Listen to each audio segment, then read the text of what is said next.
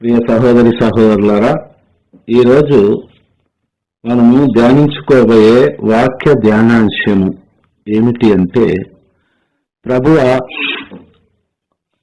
మా సర్వస్వాన్ని వదిలిపెట్టి నిన్ను వెంబడిస్తూ ఉన్నాము, మాకేంటి ప్రభువా అని అడగడం జరుగుతూ ఉంది. పునీత పేతురు గారు, సర్వస్వాన్ని మేము వదిలిపెట్టాము, నిన్ను వెంబడించాము, ఒకే వాక్కు నువ్వు నీ వాక్కు ద్వారా, కానీ మాకేంటి ప్రభువా అని అడుగుతూ ఉన్నాడు. మంచి క్వశ్చన్ అడిగాడు. ఈరోజు సర్వ క్రైస్తవ ప్రపంచం కూడా ఆ పేతుడు అడిగిన ప్రశ్నను మనందరం కూడా ఈరోజు దేవాది దేవుని అడుగుతూ ఉన్నామా? ఆ దేవాది దేవుడు చెప్పే సమాధానం ఏంటి ఒక్కసారి చూడనమ్మా. కానీ ప్రతి ఒక్కరు బైబిల్ గ్రంథాన్ని తెరవండి దయచేసి. ఎందుకు చెబుతున్నానంటే, మనం ఎప్పుడైతే బైబిల్ గ్రంథాన్ని తెరచి చూస్తామో ప్రతి అక్షరాన్ని మనం గమనించవచ్చు. అది అక్షరం అనుకోవద్దు తల్లి, మన బైబిల్ గ్రంథంలో ఉన్నది ప్రతి అక్షరము కూడా ప్రభువు మనతో ప్రేమపూర్వకముగా పలికే తన వాక్కులు, తన పలుకులు అని మనం ఎప్పుడైతే నిండు మనసుతో విశ్వసించగలుగుతామో మనం ఎలాగ ప్రార్థన చేయగలమో మనకు తెలుస్తూ ఉందమ్మా. ఎందుకనగా నేను ఎందుకు చెప్తున్నాను ఇంత వివరంగా అంటే, వినుట వలన విశ్వాసము కలుగును.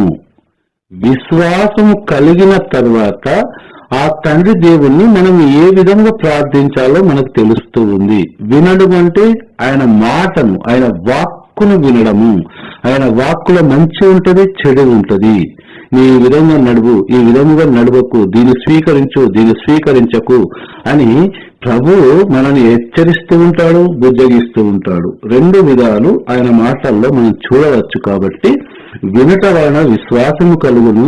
విశ్వాసము వలన మనం ప్రార్థించుట ఎలానో నేర్చుకుంటాము. ప్రార్థించుట అంటే ఆ దేవాది దేవుని మనం అడగడం, ఆయన మాట విన్న తర్వాత మనం ఆయనను అడగడం, అడిగిన తర్వాత ఆయన వల్ల మనం ఎలాంటి వరాలను పొందుకుంటూ ఉన్నాము. ఇది చాలా ఇంపార్టెంట్ తల్లి ప్రతి క్రైస్తవ బిడ్డకు కూడా. కాబట్టి మనము వాక్యాన్ని గమనించాలి. అందరూ బైబిల్ గ్రంథాన్ని తెరవాలి, అందరూ తెలిసి చూడండి. ఒక్కరు మాత్రమే వాక్యాన్ని చదవండి తల్లి. ఎవరైనా సరే చదివేటప్పుడు క్లియర్ గా చదవండి, తొందరగా చదవకండి. ఎందుకంటే ఇది ఆన్లైన్ కాబట్టి కొద్దిగా గ్యాప్ వస్తూ, ఒక సెకండ్ అర సెకండ్ గ్యాప్ వస్తూ ఉంటుంది అన్నమాట. అప్పుడు మనం స్పీడ్ చదివినప్పుడు ఏమిటంటే, ఈ సెల్ ఫోన్ లో వినేవారికి, మొబైల్స్ లో వినేవారికి వాక్యం క్లియర్ గా అర్థం ఇవ్వదు. కాసేపు ఆలకిస్తారు, ప్రయత్నిస్తారు, తర్వాత అర్థం అవటలేదు కదా అని స్కిప్ అయిపోతారు వాళ్ళు. కాబట్టి తల్లి ఒకటి గమనించండి, ఒకరు మాత్రం చదవండి. మత్తయి సువార్త 19వ అధ్యాయం తీసుకోండి అమ్మ ఒకసారి.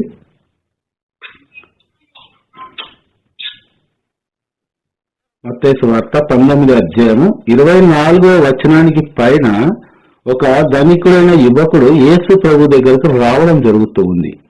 అదొకసారి చదవండి అమ్మా ఆ వృత్తాంతాన్ని. అంతటా ఒక యువకుడు యేసుని సమీపించి, బోధకుడా, నిత్య జీవం పొందుటకు నేను చేయవలసిన మంచి పని ఏమి అని ప్రశ్నించెను. మంచిని గూర్చి నన్నేలా ప్రశ్నించెదవు? మంచివాడు ఒక్కడే. నిత్య జీవము పొందగోరినచో దైవాజ్ఞలను ఆచరింపుము అని సమాధానం ఇచ్చెను. ఆ దైవాజ్ఞలు ఏవి అని అతడు తిరిగి ప్రశ్నించెను. అందుకు యేసు, నరహత్య చేయకము, వ్యభిచరింపకము, దొంగలింపకము, అబద్ధ సాక్ష్యము పలకకము, తల్లిదండ్రులను గౌరవింపుము, నిన్ను నీవు ప్రేమించుకున్నట్లే నీ పొరుగు వానిని నీవు ప్రేమింపుము అనెను. అంతటా అతడు యేసుతో, ఇవన్నీ ఆచరించుచుంటిని, ఇంకా నాకు లోటు ఏమి అని అడిగాను. నీవు పరిపూర్ణుడు కాగోరినచో వెళ్ళి నీ ఆశని అమ్మి బీదలకు దానము చేయము, అప్పుడు పరలోకమందు నీ ధనము కలుగును. పిమ్మట నీవు వచ్చి నన్ను అనుసరింపుము అని ఆయన సమాధానం ఇచ్చెను. ఆ యువకుడు అధిక సంపన్న గల వాడవుటచే ఆ మాట విని బాధతో వెళ్లిపోయాను. చాలమ్మా ఒకసారి ఆలకించండి దైవ బిడ్డలారా. ఒక ధనికుడైన యువకుడికి మరియు యేసుక్రీస్తు ప్రభువుకి మధ్యలో జరుగుతున్న ఒక సంభాషణ ఇది. ధనికుడు చాలా మంచివాడు, విశ్వాసం గలవాడు, భక్తిపరుడు, దాన ధర్మాలు చేయు సుగుణాలు పుష్కలంగా ఉన్న యువకుడు ప్రభు దగ్గరకు వచ్చి అంటూ ఉన్నాడు, ప్రభువా నేను నిత్య జీవం పొందాలంటే అసలు ఏం చేయాలి అంటే ప్రభు కొన్ని చెబుతూ ఉన్నాడు. ఇక్కడ ఇప్పటి వరకు మనం విని ఉన్నాము. చివరిగా ఆ ధనికుడు ఇవన్నీ నేను చేస్తూ ఉన్నాను ప్రభువా, ఇంకేమైనా చేయాలా నిత్య జీవాన్ని పొందాలంటే? ఇవన్నీ నేను రోజు నిత్యం చేస్తున్న కార్యాలే, కానీ నాకెందుకో తృప్తి లేదు, ఇంకా నేను నిత్య జీవాన్ని పొందగలుగుతానో లేదో అని నాకు ఇంకా తృప్తి లేదు. అంటే ఈ వాక్యాన్ని బట్టి మనం చూసినట్లయితే ఆ ధనికుడైన యువకుడు ఒక గొప్ప విశ్వాసి అని మనం చెప్పవచ్చు. అయితే యేసు ప్రభు చివరిగా ధనికునితో ఒక మాట అంటూ ఉన్నాడు, గొప్ప మాట. ఏంటి అంటే, నీ ఆస్తిని మొత్తం అమ్మేసేయి, అమ్మి ఏం చేస్తావు నువ్వు? పేదలకు దానం చేయి. దానం చేసిన తర్వాత, అది మొత్తం అమ్మేసి దానం చేసిన తర్వాత నన్ను వెంబడించు అని చివరిగా ధనికునితో పలుకు మాట ఇది ప్రభు. అప్పుడు యేసు ప్రభు ఆ మాట అనేసరికి ధనికుడు చాలా నొచ్చుకోవడం జరుగుతుంది. ఇక్కడ నొచ్చుకోవడం అంటే అర్థం ఏంటంటే బాధపడడం జరుగుతూ ఉంది.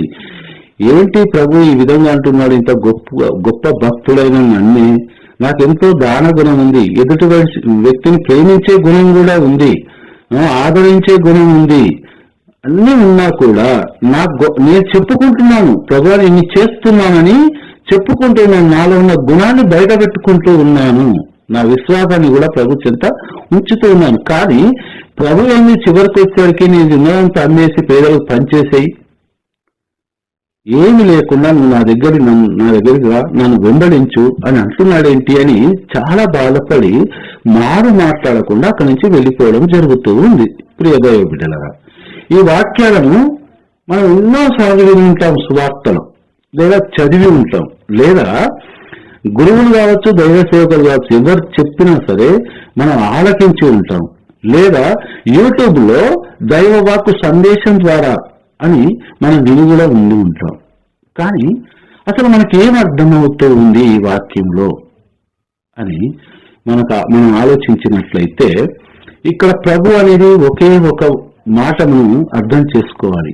ప్రభు ఏమంటున్నాడు? సర్వము అన్ని పేదలకు దానం చేసి నన్ను వెంబడించు అన్నాడు. నువ్వు చేసిన ఎన్ని బాగున్నాయి, తల్లిదండ్రులు గౌరవిస్తున్నావు, నరహత్య చేయడం లేదు, దొంగతనాలు చేయడం లేదు, అన్ని బాగున్నాయి, కానీ చివరికి ఇది చేయాలి, నువ్వు చేసి నన్ను వెంబడించు అన్నప్పుడు ఆయన వెళ్ళిపోవడం జరుగుతుంది. అంటే ఇక్కడ అర్థం ఏంటి? అవన్నీ ఆయన దగ్గర ఉన్నాయి కాబట్టి, ఆయన సౌహృదయుడు కాబట్టి, మంచి గుణవంతుడు కాబట్టి, దేవుడు అంటే భయభక్తులు కలవాడు కాబట్టి తనకు కలిగిన దానిలో దాన ధర్మాలు చేయడం మొదలుపెట్టాడు. అంటే ధనవంతులు అందరూ కూడా దాన ధర్మాలు చేస్తారని కాదు ఇక్కడ అర్థము. సహృదయుల గురించి చెబుతూ ఉన్నాను. అలాంటి ధనవంతులు నేటికి ఉన్నారు, ఆ రోజుల్లో ఉన్నారు. ధనవంతులైన దుర్మార్గులు నేటికి ఉన్నారు, ఆ రోజుల్లో కూడా ఉన్నారు. అయితే ఒక మంచి ధనవంతుడు, సౌహృదయుల ధనవంతుడు చెప్పేది, ఎంత సౌహృదయ ధనవంతుడైనా కూడా నీ సర్వాన్ని అమ్మి నన్ను వెంబడించు అంటే ఎవ్వరు కూడా వెంబడించరు. అక్కడ మనం చూడాల్సింది ఏంటంటే, ఎక్కడైతే నీవు ఈ భూలోకంలో అధికంగా దాన్ని ప్రేమిస్తావో, దేనైతే నువ్వు బాగా ప్రేమిస్తావో ఈ లోక పరంగా, దానికి నీవు దాసుడవు అని ప్రభు ఈ వాక్యం ద్వారా తెలియపరుస్తూ ఉన్నాడు. ఎందుకంటే ఆ ధనికుడైన యువకుడికి ఎంత సహృదయం ఉన్నా కూడా తన ఆస్తిని తను ప్రేమిస్తూ ఉన్నాడు. ప్రభు అక్కడ పరీక్ష చేస్తూ ఉన్నాడు ఆ యువకుణ్ణి. ఏమంటూ ఉన్నాడు? నీ సర్వాన్ని అమ్మి నన్ను వెంబడించు అన్నప్పుడు సర్వాన్ని అమ్మి ప్రభుని వెంబడించడానికి ఆ ధనికుడైన యువకుడు సిద్ధపడడం లేదు. దైవ బిడ్డలారా, అంటే దాని అర్థం ఏంటి చెప్పండి అమ్మా? అతను ధనాన్ని ప్రేమిస్తున్నాడా, ప్రభుని ప్రేమిస్తున్నాడా, దేవుణ్ణి?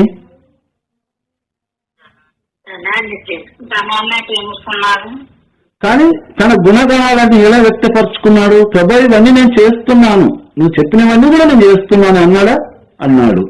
కానీ చివరికి వచ్చేసరికి తాను ఈ లోక సంబంధమైన వాటిని ప్రేమిస్తున్నాడు. అంటే ప్రభు అక్కడ అమ్ముకొని నన్ను వెంబడించమనే పదానికి అర్థం ఏంటంటే తనను పరీక్షించాడు. అక్కడ అమ్ముకొని వస్తాడా లేదా అది పక్కన పెడితే, ప్రభు నీవు అన్నట్టే నీ ఆజ్ఞ ప్రకారం నా సర్వాన్ని అమ్ముకొని పేదలు పంచేసి నేను వెంబడిస్తాను ప్రభు అంటే, ఆ తర్వాత ప్రభు ఏమనేవాడు అతని భక్తి విశ్వాసానికి మెచ్చుకొని.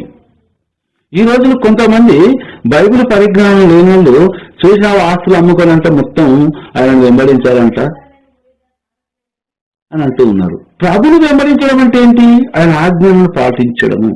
ఆయన ఆజ్ఞలు అంటే ఏంది? సువార్తను చాడడము. సువార్త అంటే ఏంది? ఎదుటి వారి యొక్క మనసును ఒప్పించకపోవడము, ఎదుటి వారికి మనసాధ్యమైనంతగా సహాయం చేయడము, ఆపదలు ఆదుకోవడం, ఇలాంటి అన్ని మంచి కార్యాలే సువార్త. యేసు ప్రభు చెప్పే సువార్త. కానీ ఇక్కడ ఆ ధనికుని పరీక్షించాడు ప్రభు.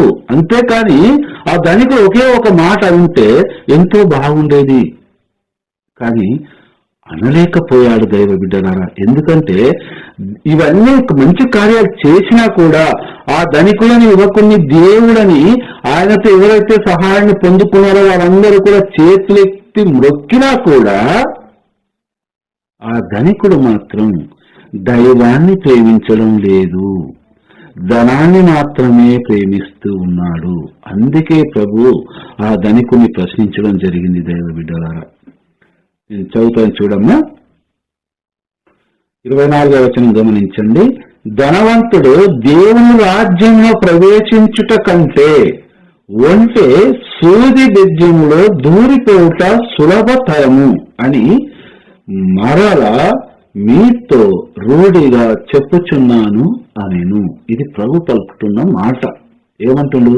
ధనవంతుడు అంటే ఈ రోజుల్లో ఈ వాక్యాన్ని కొందరు ఎలా అర్థం చేసుకుంటున్నారు అంటే, కేవలం ధనవంతులు కదా పరలోక రాజ్యంలో చేరండి, మనం ధనవంతులం కాదు కదా, పేదవారం కదా, మనం ఎలాగైనా పరలోకం చేరుతాము అని ప్రభువే స్వయంగా చెప్పాడు కదా సువార్తలో. మనం ఇంకా ప్రార్థన చేయడం ఎందుకు, లేదా దాన ధర్మాలు చేయడం ఎందుకు, మనం అంత గొప్పలమేం కాదు కదా అని పరిజ్ఞానం లేని కొందరు క్రైస్తవులు ఈ విధంగా ఈ వాక్యాన్ని మితండవాదంగా వాదించే క్రైస్తవులు లేకపోలేదు. దైవ బిడ్డలారా, ఉన్నారా లేరమ్మా? కాబట్టి వారందరికీ వాక్యం ఏం తెలియజేస్తూ ఉంది అంటే, ఇక్కడ ఏదైతే ఈ లోక సంబంధమైంది, ఇప్పుడు ఒక పేదవాడే ఒక గృహంలో ఉన్నాడు, అతని గృహంలో అతని బైకే ఉందనుకోండి, ఎగ్జాంపుల్ గా చెప్తున్నాను నేను, లేదా ఆ పేదవాడు ఇంటికి ఒక బంధువే వచ్చాడు అనుకోండి, అతడు భక్తిపరుడే, కానీ ఒక బంధువు వచ్చి లేదా మన ఇద్దరం అర్జెంటుగా ఒక చోటుకి వెళ్ళేది ఉంది, ఇప్పుడు నువ్వు ఆలయానికి వెళ్ళకపోయినా ఏం కాదులే మనం వెళ్దాంపా అంటే, మనకు ఆ చోటుకి వెళ్తే మన ఇద్దరికి కూడా కలిసి వస్తుంది, కొన్ని డబ్బులు వస్తాయి అన్నప్పుడు అతను విశ్వాసపరుడే, పేదవాడైనా కూడా. కానీ ఈ వ్యక్తి దేనికి మొగ్గు చూపుతాడు? తన మిత్రులతో బయటకు వెళ్లి ఆ ధనాన్ని తీసుకురావడానికే మొగ్గు చూపుతారు ఎక్కువ శాతం ఈ రోజుల్లో చూసినట్టయితే. అప్పుడు అతను దేన్ని ప్రేమిస్తూ ఉన్నట్టు దేవ బిడ్డలారా? పేదవాడే అతను, డబ్బుని. అంతే కదమ్మా? నాకు ఆన్సర్ తొందర చెప్తే అమ్మా. ధనాన్ని ప్రేమిస్తున్నాడు. అయితే ఇక్కడ మరి మన పేదవాడు పరలోకాన్ని చేరగలుగుతాడా? యేసు ప్రభు ధనవంతుడి గురించి చెప్పాడు అంటే పేదవాడు కూడా చేరలేడు. ఎందుకంటే ఈ లోకంలో దేనైతే నువ్వు అమితముగా ప్రేమిస్తావో, నువ్వు ఎన్ని సూక్తులను చెప్పు, ఎంత సువార్తన ప్రకటించు, 1000 మందిలో కాదు 10,000 మందిలో స్టేజీ మీద నిలబడి నువ్వు డిజిటల్ స్క్రీన్స్ పెట్టుకొని ఎంత గొప్ప ప్రవక్త అన్నక్క, నువ్వు ఎంత గొప్ప సువార్తికుడు అన్నక్క, నువ్వు చేస్తే అద్భుతాలు జరగవచ్చు, కానీ నువ్వు చేస్తే జరగడం లేదు, ఆ దేవాది దేవుడు చేస్తేనే జరుగుతూ ఉన్నాయి.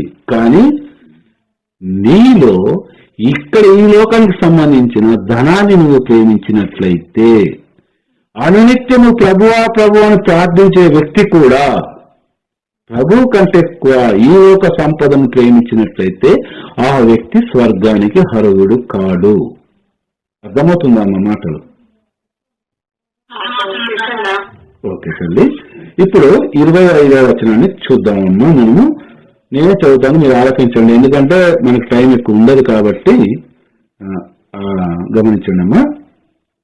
శిష్యులు ఈ మాటలు విని మిక్కిలి ఆశ్చర్యపడి, అట్లయినా ఎవడు రక్షణ పొందగలడు అనేది ఇది సూటి ప్రశ్న. ఒక రక్షకుడైన యేసు క్రీస్తుని అడుగుతున్న తన శిష్యులు అడుగుతున్న సూటి ప్రశ్న ఏంటంటే, ప్రభువా, ధనవంతుడు పరలోక రాజ్యం చేరడం మీరు అంటున్నారు, ఒంటె సూది బెజ్జంలో దూరుట సులభతరమా అని అంటున్నారు. అంటే ఒంటె ఎంత పెద్దగా ఉంటుంది, ఆ సూది ఎంత చిన్నగా ఉంటుంది, ఆ సూది బెజ్జము ఇంకా ఎంత చిన్నగా ఉంటుంది. ఆ పోలిక ఏంటి ప్రభువా? అలా అయితే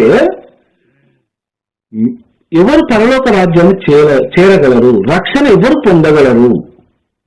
మిక్కిలి ఆశ్చర్యపడుతూ, మిక్కిలి అంటే అనంతం, అంటే ఒక ఆశ్చర్యాన్ని మనం ఏదైనా ఎంత దాన్ని వర్ణించలేమన్నమాట. అంత ఇక ఆశ్చర్యమైన పదానికి అర్థం అదే, మిక్కిలి అనే పదం.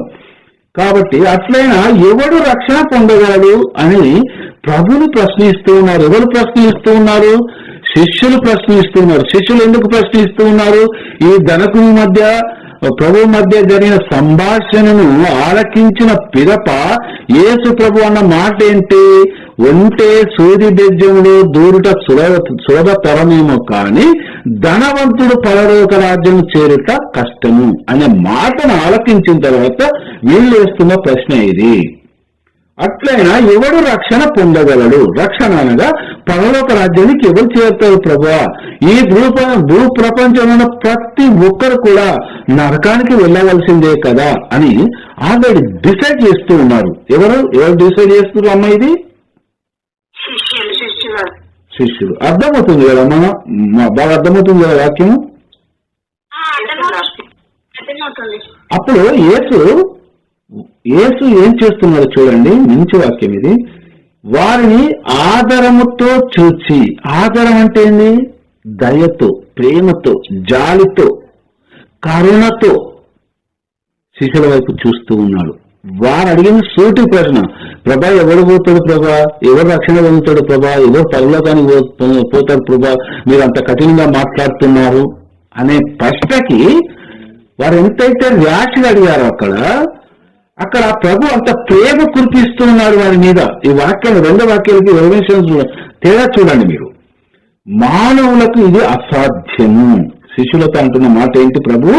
మానవులకు ఇది అసాధ్యము, కానీ దేవునికి సమస్తమును సాధ్యమే అని పలికెను. అంటే ఇక్కడ పరలోకానికి పోవాల్సింది దేవుడా లేకపోతే మానవుల? ప్రభుని విశ్వసించిన మానవులు పోతారా?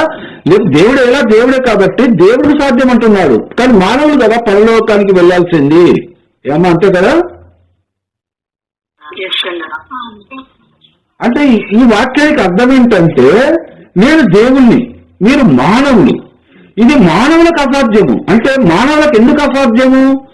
ఈ లోకంలో ఉన్న వస్తువుని నాకంటే ఎవరైతే ఎక్కువ ప్రేమిస్తారో వారికి అసాధ్యము.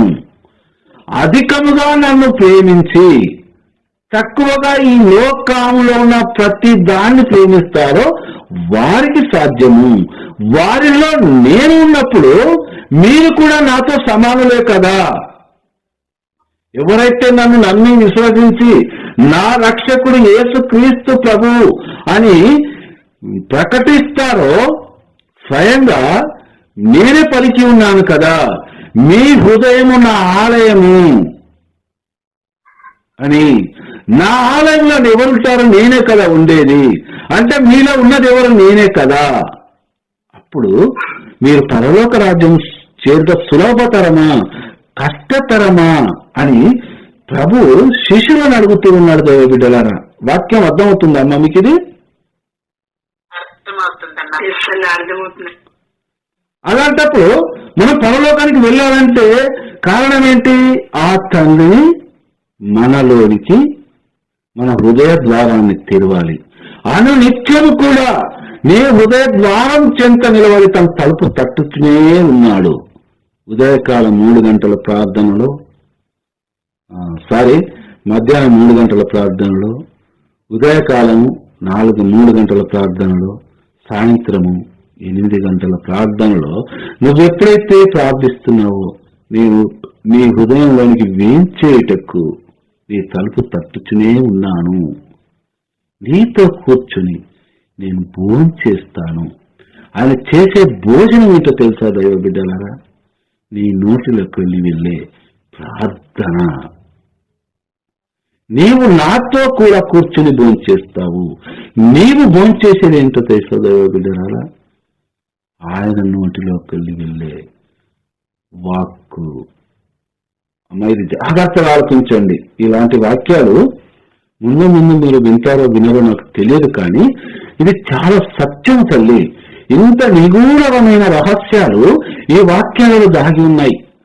ఈ వాక్యాలను ఎన్నోసార్లు చదివి ఉన్నాం, కానీ అక్షర రూపంలోనే చదువుకుంటూ వెళ్ళిపోతూ ఉన్నాం. కానీ ఎప్పుడు కూడా మనం ఇంత లోతుగా మనం ఆలోచించి ఉండలేదేమో. అంతే కదమ్మా?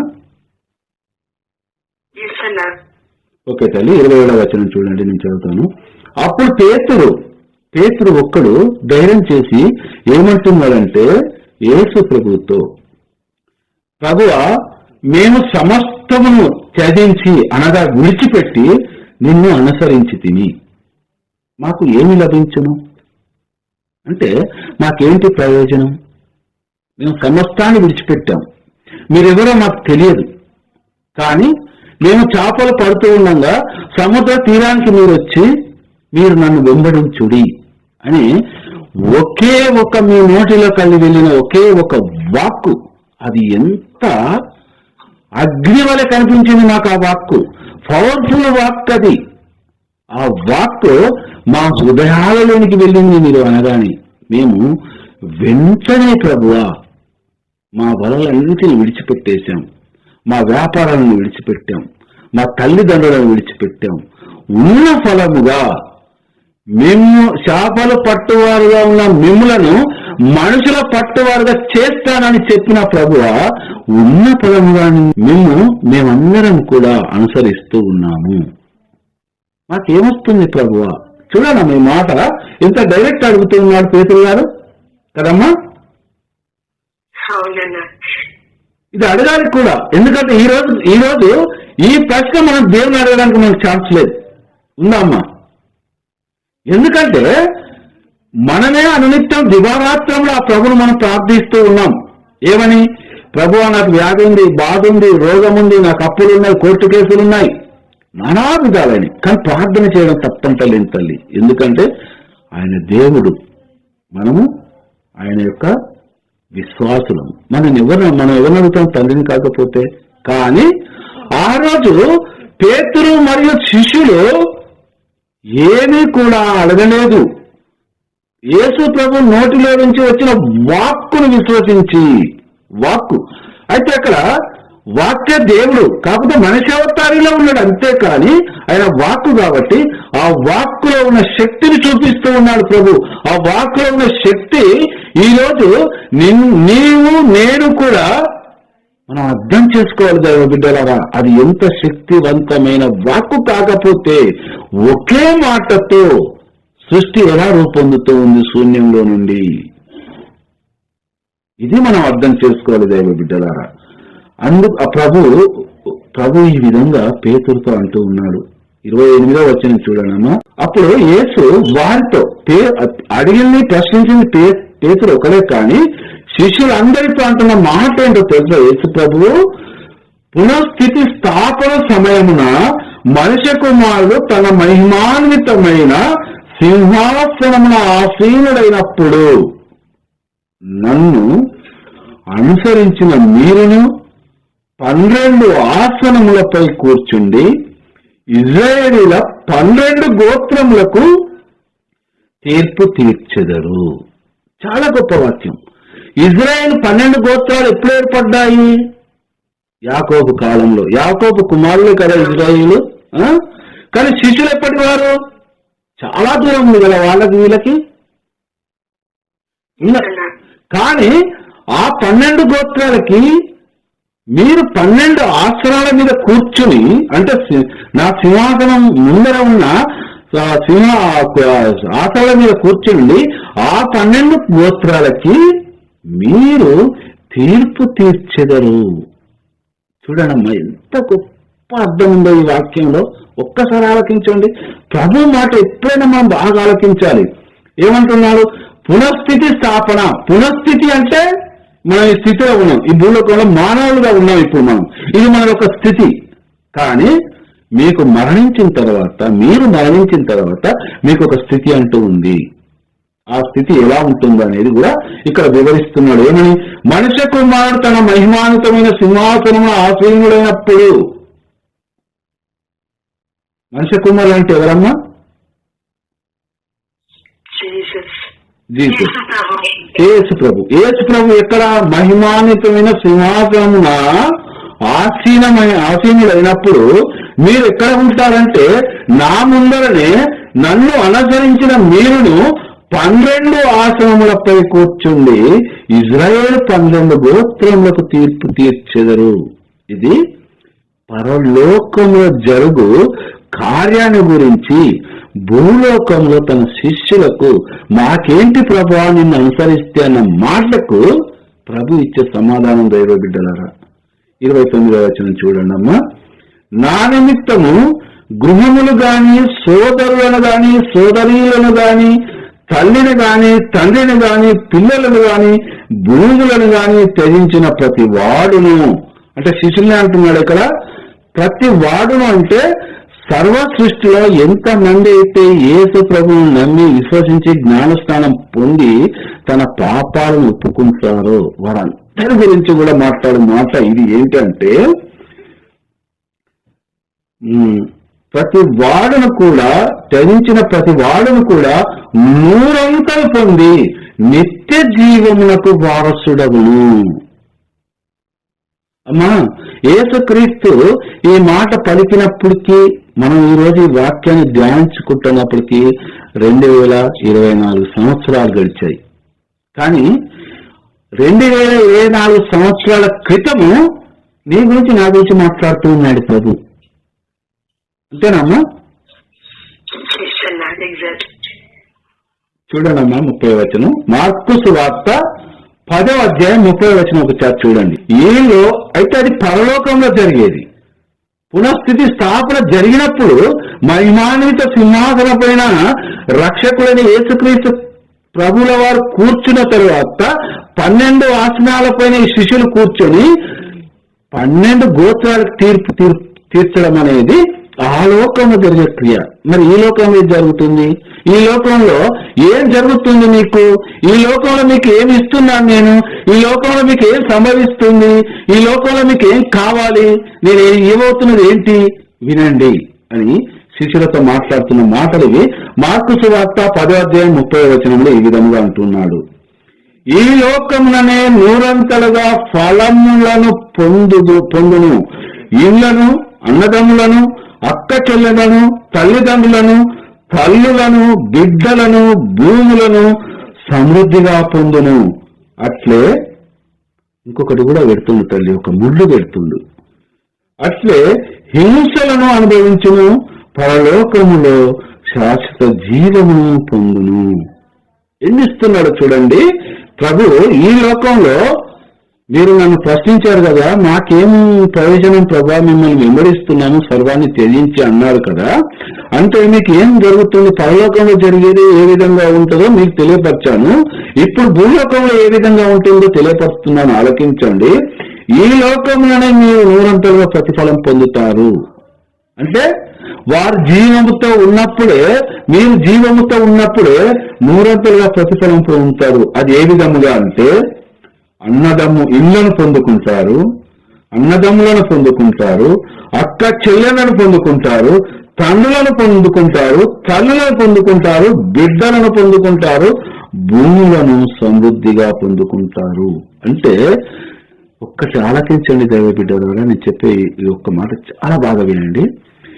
యేసు క్రీస్తు ప్రభు మరణించి పునరుద్ధానమైన 50 రోజుల తర్వాత పెంతెకోస్తు పండగ దినాన పవిత్రాత్మ సర్వేశ్వరుడు అగ్ని జ్వాలల రూపంలో వారు ప్రార్థన చేస్తున్న మేడపై గదిలోకి దిగి వచ్చిన తర్వాత పేతురు ప్రసంగానికి 3000 మంది మారు మనసును పొంది జ్ఞానస్నానం తీయడం జరుగుతూ ఉంది దైవ బిడ్డలారా. అక్కడ బీజం పడుతూ ఉంది సువార్త, అక్కడి నుంచి మొదలవుతూ ఉంది సువార్త. అక్కడి నుంచి కేవలము 11 మంది యేసుక్రీస్తు శిష్యులతో ప్రారంభమైన సువార్త నేడు ప్రపంచంలో ఎన్ని దేశాలు ఉన్నాయో అన్ని దేశాలలో యేసుక్రీస్తు దేవుడు అని తెలియని దేశము లేదు దైవ బిడ్డలారా. ఉన్నదమ్మా? చెప్పాలి మీరు. కానీ ఎంతమంది అడుగులు బయలుదేరాయి అక్కడి నుంచి? కేవలం 11 మందే. ఈరోజు మనం గమనించినట్లయితే ఈ ప్రపంచ దేశాలలో ఎన్నో మతాలున్నాయి, ఎంతో మంది దేవీ దేవతలు ఉన్నారు. కానీ అన్ని దేశాలలో ఆ మతాలు తెలియవు, ఆ దేవుళ్ళు కూడా తెలియరు. కానీ ఏకైక దేవుడు ఎవరు అంటే ఈ ప్రపంచానికి, ఈ భూమండలానికి రాజు ఎవరు అంటే మన రక్షకుడైన యేసుక్రీస్తు ప్రభువు. ఈరోజు యేసుక్రీస్తు సువార్త ఎక్కడైతే ప్రకటించబడుతూ ఉందో ఈ 11 మంది శిష్యులకి ఎంతమంది ఉన్నారో తెలుసా దైవ బిడ్డలారా?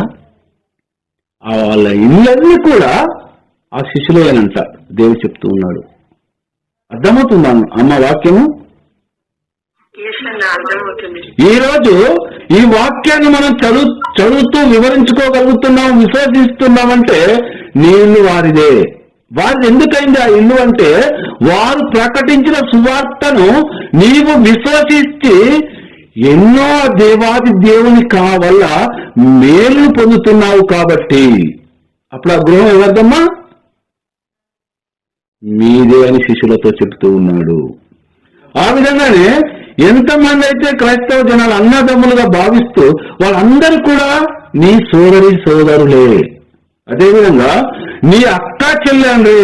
విశ్వ ప్రపంచంలో ఉన్న వాళ్ళందరూ కూడా మీ అక్క చెల్లెండ్రే, మీ తల్లిదండ్రులే, మీ తల్లులే, మీ బిడ్డలే. చిన్నారి వాళ్ళు కూడా మీ బిడ్డలే. భూములు సమృద్ధిగా పొందుదురు మీరు.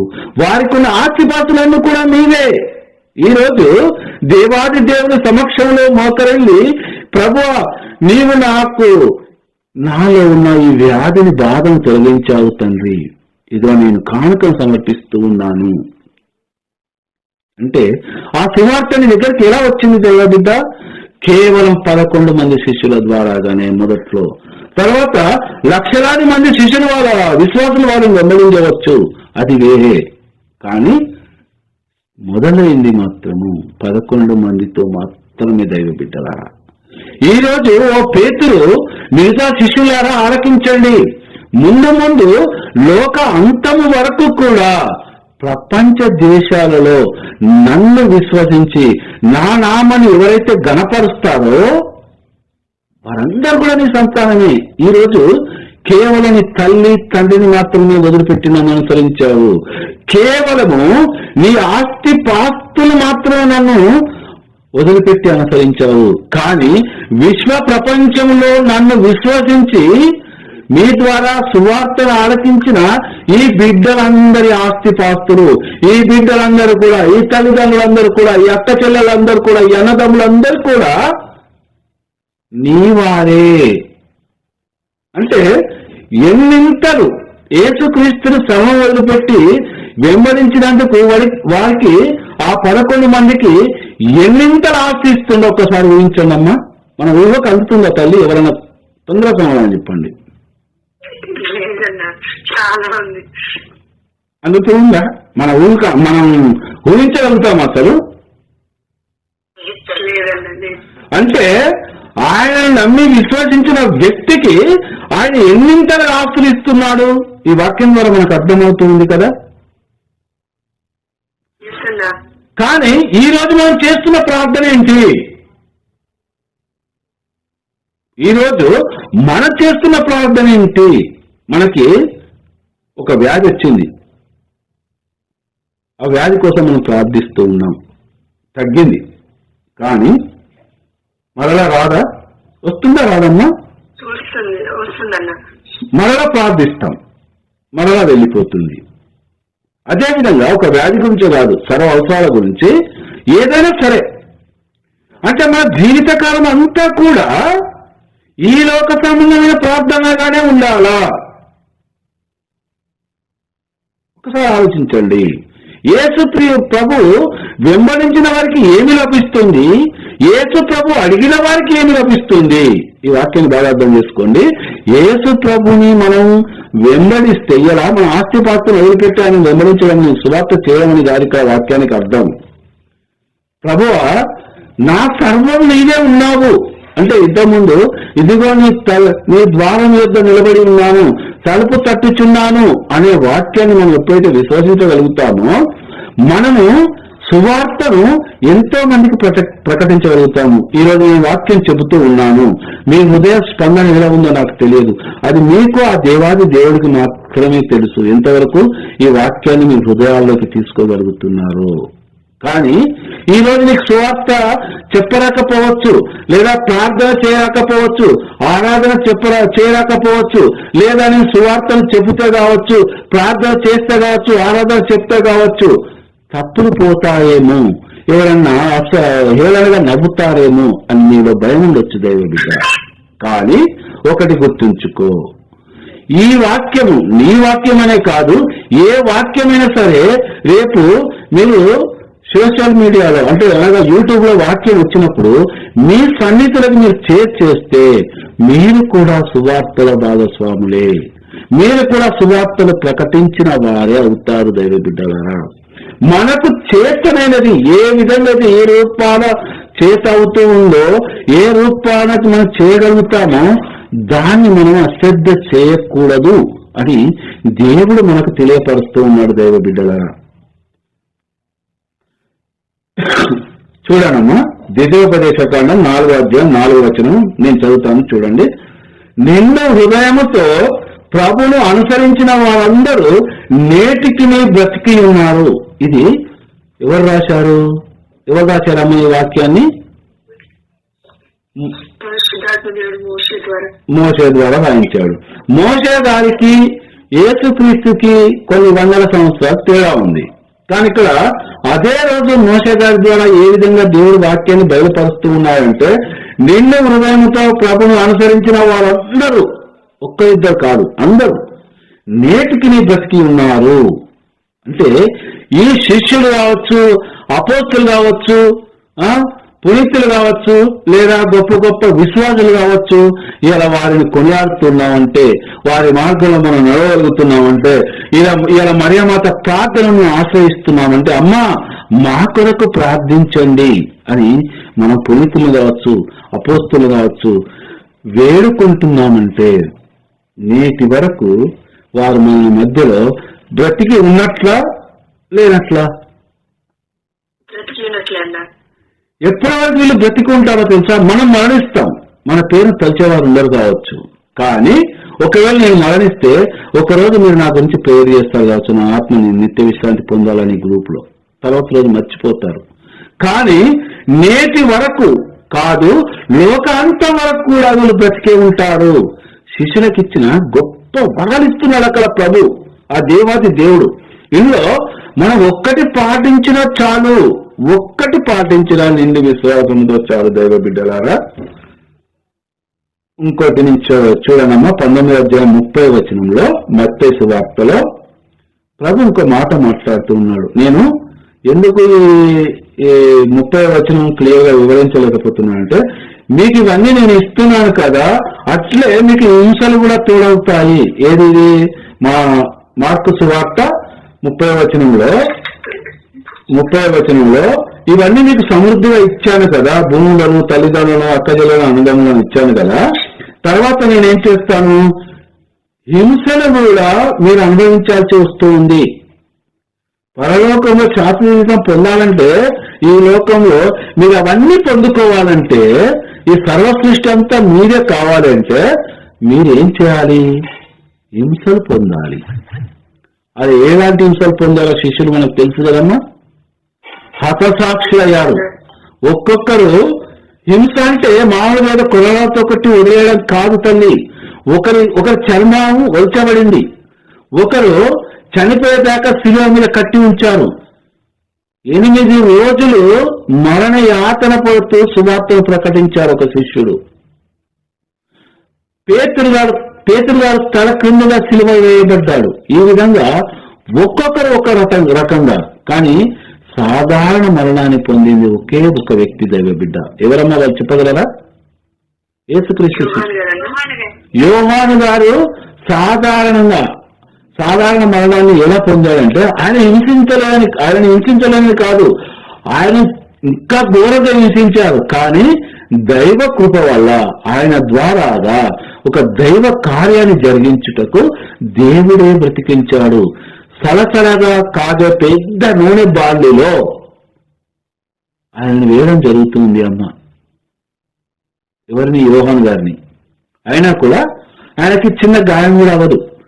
వేడి నూనె ఒక చుక్క మన మీద పలగడ వెంటనే పొక్కొస్తుందా లేదా? వస్తుందా రాదమ్మా? కానీ అలాంటి ఒక పెద్ద బాండి, ఒక మనిషి పట్టేంత పెద్ద బాండిలో బాగా నూనెను వేడి చేసి యోహాను గారిని అందులో వేస్తారమ్మా. ఒక మిరపకాయ బజ్జీనో దీన్ని వేస్తాను చూసినామా మనం, అలా వేసేస్తారు చనిపోవాలని. ఎన్ని విధాలైనా ఆయన చనిపోవడం అనమాట. కానీ అప్పుడు కూడా తన చర్మం ఇంత కూడా పొక్కదు. దైవ బిడ్డలారా, గొప్ప అద్భుతం ఇది. ఎందుకు? దైవ కార్యం చేయనున్నాడు. ఏంటి ఆ దైవ కార్యం అనగా, చివరి గ్రంథమైన దర్శన గ్రంథాన్ని వ్రాయుటకు ఆయనను కాపాడుతూ వచ్చాడు ప్రభు. ఈయన ఏ విధంగా అయినా చనిపోవడం లేదని పద్మాస్ ద్వీపానికి తీసుకెళ్లి అక్కడ పడేస్తాడు. చేస్తే సాగని, బతికితే బతకని అని.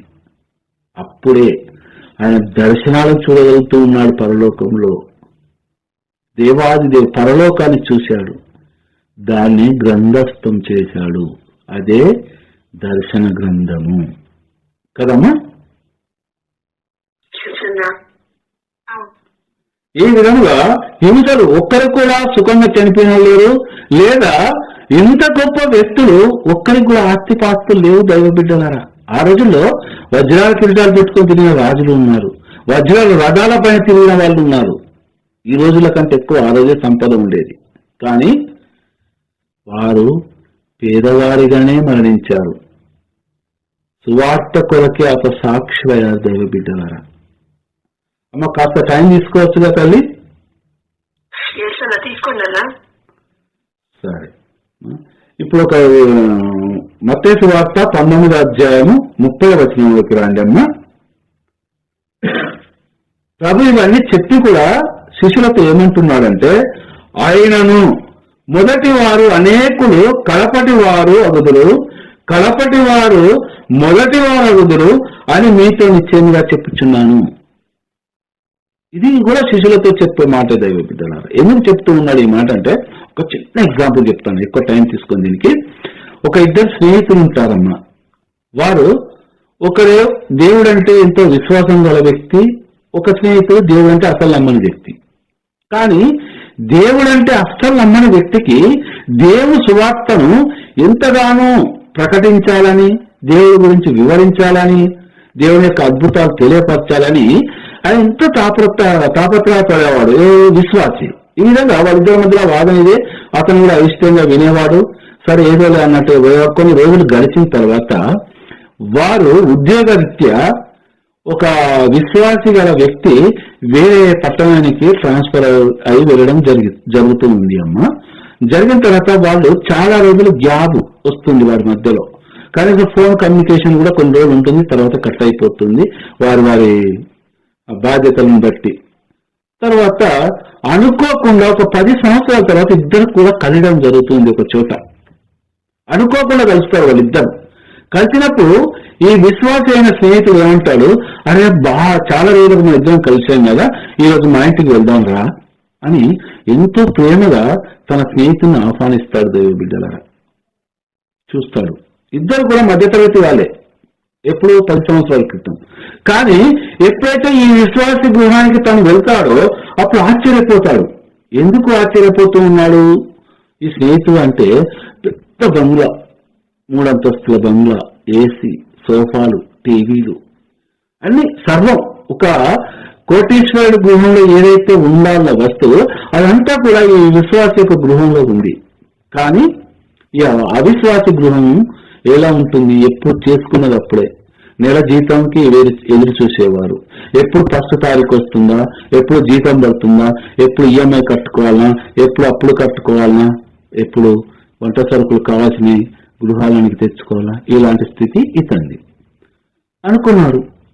అడిగాడు, ఉండబట్టలేక స్నేహితుడు కాబట్టి, క్లోజ్ ఫ్రెండ్సే కాబట్టి ఒకప్పుడు అడిగాడు, ఏంట్రా నీకు ఇంత ఆస్తి ఎలా కూడింది, నీవు నాలాంటి బ్రతికే కదా అనేది, పైగా నాకంటే తక్కువ జీతం ఇది అన్నప్పుడు ఆ స్నేహితుడు ఏం చెప్పాడంటే, మా తాతలు ముత్తాతలు ఏదో కోర్టులో కేసు ఉండేదంట, ఆ కేసు మేము గెలిచాము, నాకు 5 కోట్లు కలిసి వచ్చాయిగా, అందుకని బిల్డింగ్ కట్టేశాను అనుకోకుండా, నా దగ్గర ఇప్పుడు డబ్బు పుష్కలంగా ఉంది అని అన్నాడంట.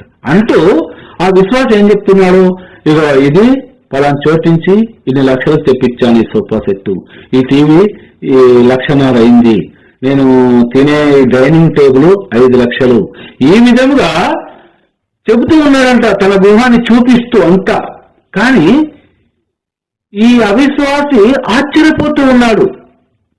ఒకప్పుడు తన నోటిలో కలిసే మాటలు ఇప్పుడు వస్తున్న మాటలకి సంబంధం లేదు. అప్పుడు నోరు తెరిస్తే రక్షకుడు యేసుక్రీస్తు అనేవాడు. కానీ ఇప్పుడు నోరు తెరిస్తే తన వైభవాన్ని చూపించుకుంటూ ఉన్నాడు, తన ఆస్తిని చూపించుకుంటూ ఉన్నాడు. అప్పుడు చాలా బాధపడ్డాడు తన స్నేహితుని గురించి. అయితే అతని మాటలు వినని అవిశ్వాసి, సువార్తను విని అవిశ్వాసి కొన్ని రోజుల తర్వాత ఆలోచించాడు, నిజమే కదా నా స్నేహితుడు చెప్పింది, నిజమే, యేసుక్రీస్తు ప్రభు చాలా గొప్పవాడు కదా అని ఆయన ఆలోచించి యేసుక్రీస్తుకు విశ్వాసిగా మారి తను ఎలాంటి లంచం తీసుకోకుండా, అన్యాయం చేయకుండా తన ఉద్యోగాన్ని ఎంతో నీతిగా చేస్తూ వచ్చాడు కాబట్టే ఆయనని దేవుడు బ్రతికిస్తూ ఉన్నాడు. కానీ ఇక్కడ సర్వసంపదలు కలిగిన విశ్వాసి అవిశ్వాసిగా మారాడు. అప్పుడు ఈ స్నేహితుడు, మధ్యతరగతి స్నేహితుడు చాలా బాధపడ్డాడు. చాలా అంటే చాలా బాధపడ్డాడు. బాధపడి చివరిగా ఆ ఇంటిలో నుండి బయటికి వస్తూ ఆ కోటీశ్వరుడైన తన స్నేహితుడు ఒక మాట అంటూ ఉన్నాడు, అరే నువ్వు ఆ దేవాది దేవుని వాక్కును నాకు వినిపించినప్పుడు నేను వినలే, తర్వాత కొన్ని పరిణామాలు నాకు ఎదురయ్యాయి కాబట్టి నా దేవుని విశ్వసించినప్పుడు నీవే నాకు గుర్తుకొచ్చావురా. ఆ రోజు నీవు నాకు సువార్తను ప్రకటిస్తూ ఉంటే నేను హేళన చేశాను, కానీ ఆ తర్వాత నేను తలుచుకుంటే దేవుడే నీ రూపంలో వచ్చి నాకు సువార్త బోధించాడేమో అనుకున్నాను. కానీ ఇన్ని కోట్ల ఆస్తి ఉన్నా కూడా ఈ రోజు నీవు కటిక పేదవాడివి, దిగంబరివి దేవుని దృష్టిలో. ఎందుకంటే నీ నోటి గుండా వెలువడిన సువార్తను విశ్వసించి నేను విశ్వాసినయ్యాను. నేను దేవుడంటే నమ్మని వ్యక్తిని, కానీ ఈ రోజు నేను విశ్వాసిని అయ్యానంటే నాకు ఏ రోజు అవసరం ఆ రోజు వెళ్ళినా కూడా నీకంటే నేను 1000 రెట్లు కోటీశ్వరుణ్ణి అని ఒకే ఒక మాట చెప్పి ఆ గృహంలోకి నుంచి బయటకు వచ్చాడట దైవ బిడ్డలారా. అందుకే ఈ వాక్కు ప్రభు రాయిస్తున్నాడు, మొదటి వారు అనేకులు కడపటి వారగుదురు, కడపటి వారు మొదటి వారగుదురు అని మీతో నిశ్చయముగా చెప్పుచున్నాను, ఒక ముద్ర వేసి చెప్పుచున్నాను, దీంట్లో ఎలాంటి సంకోచం లేదు అని ప్రభు తెలియపరుస్తూ ఉన్నాడు దైవ బిడ్డల. ఈ రోజు ఆ రోజు శిష్యులకే కాదు, ఈ రోజు మనకు కూడా. చివరిగా ఒక వాక్యాన్ని చదివి ముగించుకుందామమ్మా. కనుక మీరు ప్రార్థింపుడు, ప్రార్థనలో మీరు దేనిని అడిగినను దానిని మీరు తప్పక పొందుదురు అని విశ్వసింపుడు. ప్రతిది కూడా దేవాది దేవునికి న్యాయసమ్మతమైన కోరిక నీవు కోరినట్లయితే విశ్వాసంతో ప్రార్థనలో అది తప్పక నెరవేరుస్తాను అంటున్నాడు దైవ బిడ్డ. ఈ రోజు మనం ఏమి కోరికలు కోరుకుంటూ ఉన్నాము అనేది దైవ బిడ్డ ఎవరికి వారుగా ఆలోచించుకోవాలమ్మా. దేవుని ముందు మనం ఒక మాట జారామంటే వెనుకకు తీసుకోలేము. ఈ లోకపరంగా ఎవరి దగ్గర మాట జారినా మనం వెనుకకు తీసుకొచ్చాము. కానీ నీవు విశ్వాసంతో ప్రార్థన చేస్తే ఏదన్నా కోరికలు నీకు ప్రసాదిస్తానని ఒక గొప్ప వరాన్ని ప్రభు మనందరికి ప్రసాదించి ఉన్నాడు. కాబట్టి ఈ రోజు నువ్వు చేసే ప్రార్థనలో నీవు కోరుకునే కోరిక నీ వరకే ఆగుతూ ఉందా? విశ్వవ్యాప్తికి ఉపయోగపడే విధంగా ఉందా? నీ ద్వారా ఇంకో ఆత్మీయ పరలోకానికి చేర్చే విధంగా నీ ప్రార్థన ఉందా? దైవ బిడ్డ ఈ సమయంలో నీ బాగా ఆలోచించుకొని, ఇన్ని రోజులు ప్రభువా నా స్వార్థం కొరకు నా కుటుంబం గురించి నేను ప్రార్థన చేశాను తండ్రి, కానీ నీ వాక్యాన్ని ఆలకించిన తర్వాత తండ్రి నేను అందరి గురించి ప్రార్థన చేస్తాను ప్రభువా, పరలోక నిత్య జీవితం కొరకు నా పోరాటం తండ్రి అని నీవు ప్రార్థిస్తావా దైవ బిడ్డ? నిర్ణయించుకో. ఆ దేవాది దేవుడు ఈ గొప్ప అవకాశాన్ని నాకిచ్చి తన వాక్కును నా నోటి ద్వారా వెలువపరిచి ఆలకించిన మీ అందరి కూడా దైవ మార్గంలో నడపాలని ఆశిస్తూ ఈ వాక్యాన్ని ముగిస్తున్నానమ్మా. ఆమేన్.